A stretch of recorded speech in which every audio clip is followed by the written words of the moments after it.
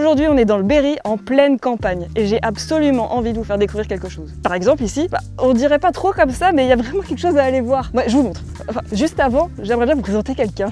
Jean-André Viala, je suis l'initiateur et l'organisateur de cette manifestation qui s'appelle Allons voir, qui est un parcours d'art contemporain en Pays Fort.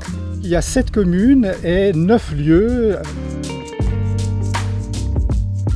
C'est pas un accrochage, c'est pas un artiste qui vient avec une œuvre qu'il accroche sur un mur. Non, c'est l'artiste qui vient, qui voit un lieu et qui s'inspire du lieu et qui répond à ce lieu par une œuvre. C'est ça que les gens apprécient en fait. Et du coup, eux-mêmes revoient le lieu sous un regard nouveau.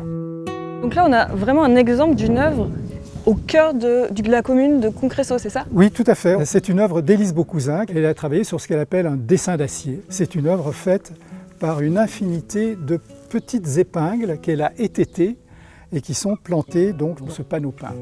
Cette œuvre, en fait, là on est le matin et le soleil ne tape pas encore dessus, mais elle joue beaucoup avec le soleil et c'est vraiment très très beau.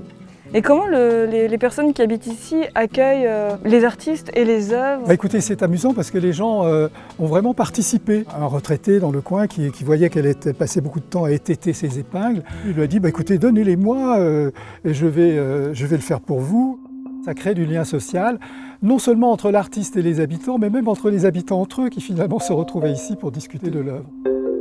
Donc ici, on arrive au lavoir de Bar-Lieu, où on va pouvoir voir une œuvre de Martin Schilj.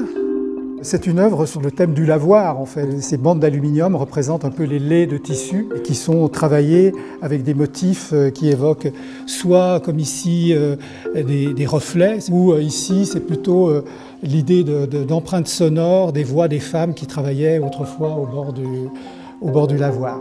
Les lieux nourrissent l'artiste et l'artiste va enrichir le lieu. C'est un échange.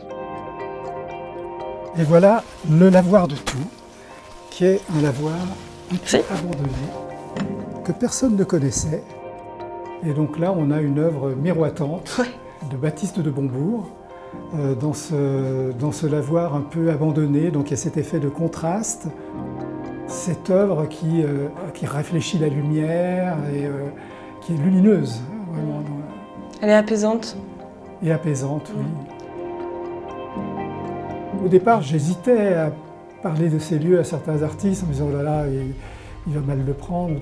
Et en fait, non, tous ont relevé le défi. En fait, ils ont vu les lieux et les lieux sont tellement présents que chaque fois, ça les inspire. Et tout de suite, ils disent « ah, je sais ce que je vais faire là ». Il y a un effet coup de foudre, en fait.